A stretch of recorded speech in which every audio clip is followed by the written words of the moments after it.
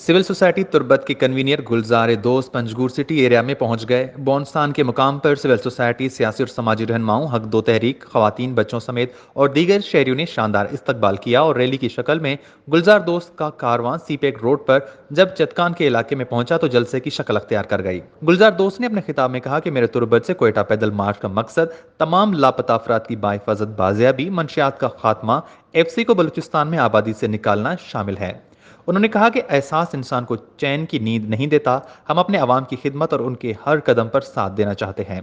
सबसे बड़ा मसला लापता अफराद का है। लापता अफराद को बाहिफाजत बाजियाबी है। दूसरा मसला मंशियात का है, जो कि एक नासूर की तरह है, सरेआम बिक रहा है। इसको बंद होना चाहिए।